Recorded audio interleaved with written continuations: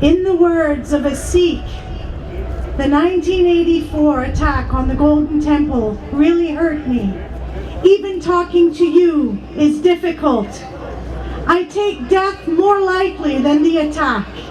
Why would someone want to destroy something so beautiful? Vaheguru Ji Ka Khalsa, Vaheguru Ji Ki Fateh.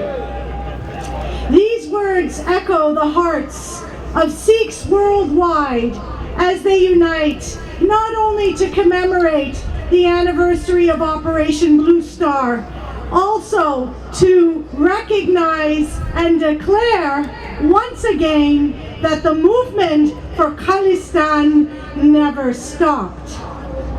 We also remember a key historical figure, Sanjana Singh Bhindranwale, who many Sikhs consider to be a martyr, and in the words of Darshan, he resuscitated the dead spirit of the Khalsa with his blood. I'm humbled and honored to be celebrating the commemoration this year here in California. And I thank the organizers. This is a very wonderful, intense, and informative event. And I'm speechless in many ways in what I'm seeing, the thought that was put into this. Writing about Sikh atrocities, in particular, Operation Blue Star, Khalistan movement, Operation Woodrose, the Sikh genocide, and the current violation of bodies against minorities by the Indian nation state. When last year, I was in Lahore, Pakistan. I wanted to commemorate with my Pakistani brothers and sisters. And there, one Sikh Khalistani with teary eyes, as he was looking at all the pictures and posters and slogans, said this to me. When images and pictures clearly show what has happened to Sikhs in 1984, these photographs along Mall Road in Pakistan move me. They pain me. And those killed come alive in my dreams every day and asking, when will we get justice? We are living and have a duty to speak for the dead martyrs. And I see that happening right here. Many of the images are shaheeds who sacrificed their lives. They're not terrorists. They are freedom fighters. I was in Ottawa at a conference where I spoke about Sikh atrocities with the Armenian community.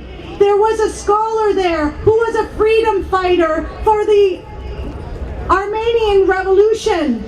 I told her if we had a Sikh speak about Operation Blue Star or being in the movement, it would be so stigmatized. We couldn't even imagine it. But I think we're ready to take the academic stage and show that these are shaheeds, that the movement is not a quest for power in and of itself, but it has legitimate claims. Luxembourg is a very well-known revolutionary, and she said, freedom is always the freedom of one who thinks differently. In the case of Sikhs, their faith is a calling to confront inequality and actions that go against humanity. That is what a Sikh is, political and spiritual. And this is what sets the Khalistan movement apart from any other movement in the world. And the quest for Khalistan is intricately connected to identity. What I ask my brothers and sisters to think about is what is the imperative to remember in the Khalistan movement?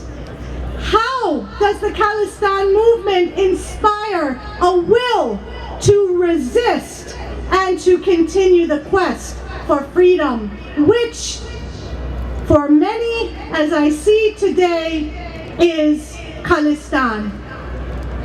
10 years ago, when I started my work, I had to convince myself to understand why people joined the Khalistan movement. Then I spent time talking about why it's legitimate. And today, I stand here and tell you that it is needed.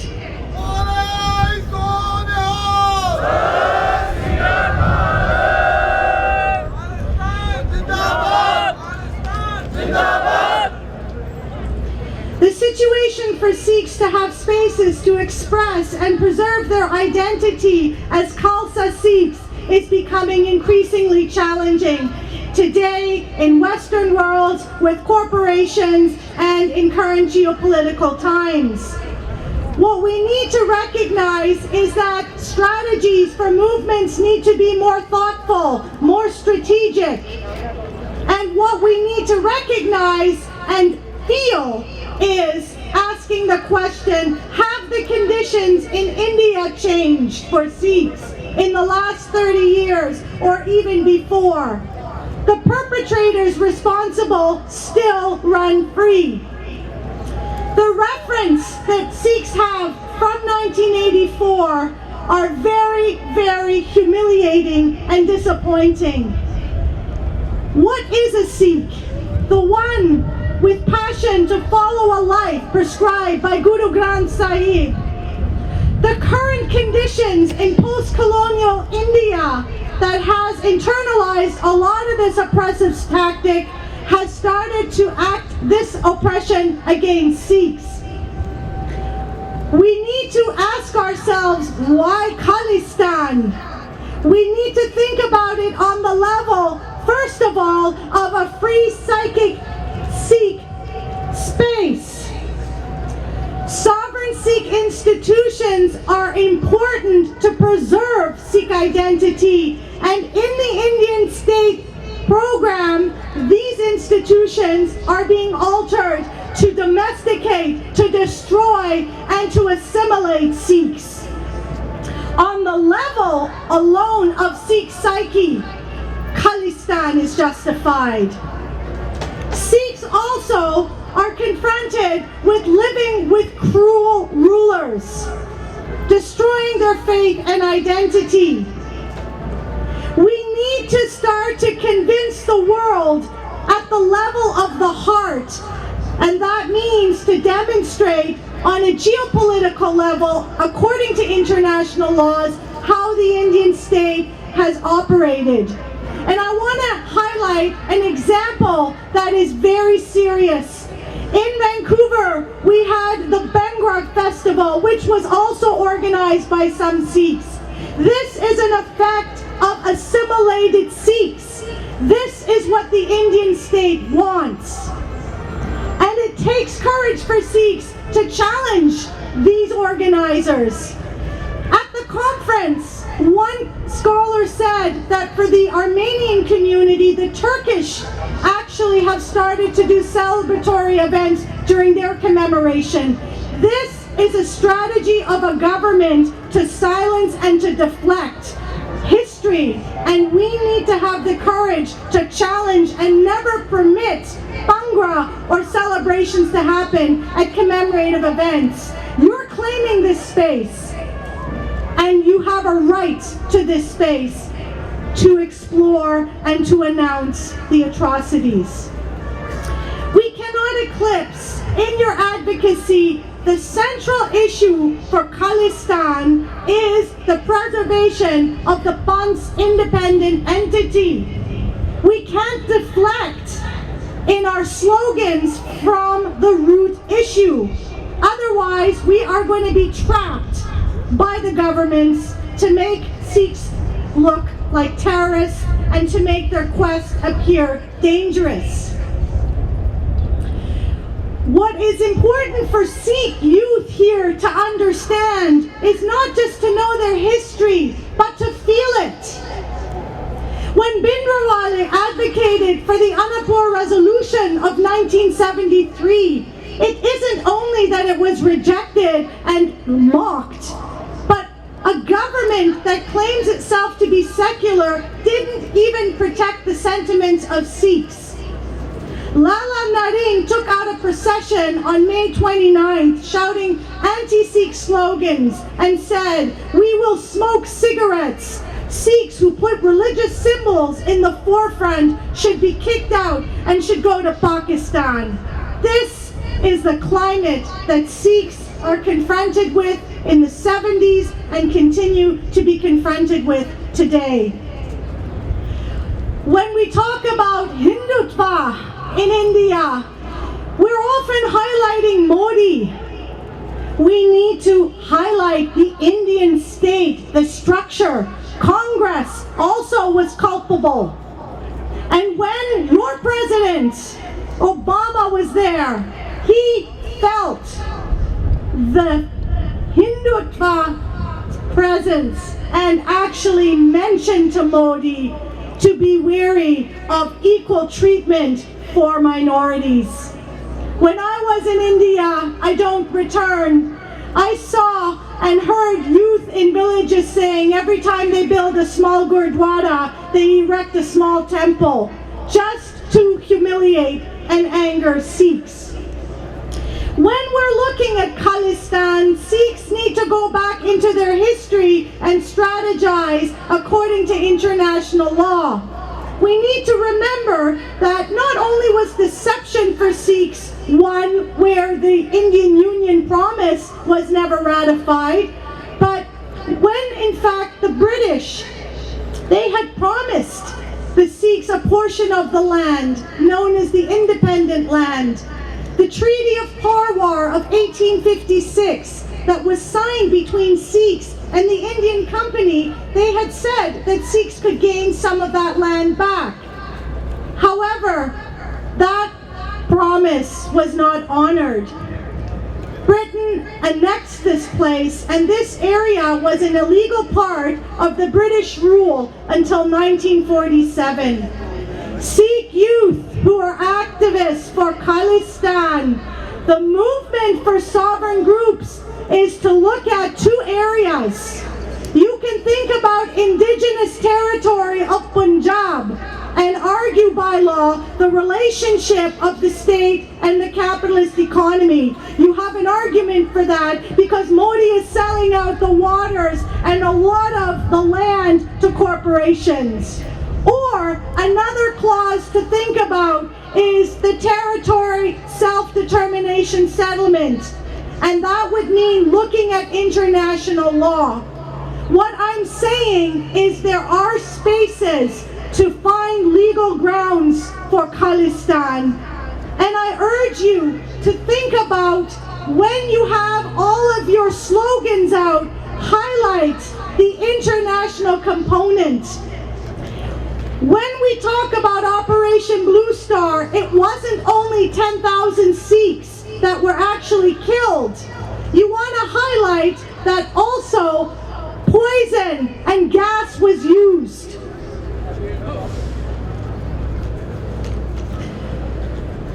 The commodification of the Sikh body is also important during Operation Blue Star. The Indian state rewarded the army money that they never rewarded during the India, China, and Pakistan wars. This clearly shows the hatred towards Sikhs and how much they wanted Sikhs to be killed. We need to break the perception. People talk about the pen. I argue we need the pen and voice as weapons. They need to be sharpened as sharp as steel. Bhindranwale had a sharp mind, and he epitomized these qualities. Not only did he fight for justice, but he also nurtured his mind with Gurbani, and for this reason his mind was of steel. He remembered by heart Dakmi Onkar in 1 day and Sukhmani Sahib in 13 days. Sikh youth, strength and courage is needed today. And that means use also your voice as a weapon. Weapons and Sikhs are inseparable, and it is part of the Sikh identity and body. According to Sikh history, the Khalsa was born out of the Kanda. And Gobind Singh Ji Singh Khalsa ordered everyone to carry weapons. In the Gurdwaras you see weapons. Sikhs are born out of arms, lived with arms, fought and worshipped with arms.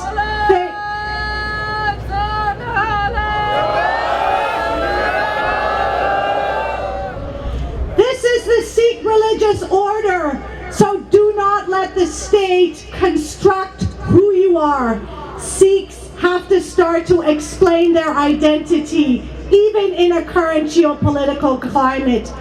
If India can protect its nation, why can't Sikhs protect Sikh nation? So many Sikhs were martyred, and we need to continue with this quest. International law is the lobby that we need to seek. And I want to highlight that in India today, we need to show the world that there are violations on universal levels, according to United Nations, that are being violated. Freedom to think and protest. There is a law in India under the Charter to permit that. But the Sedition Section Act of 124 is a law that many nations in the world are giving up. But India continues to use it.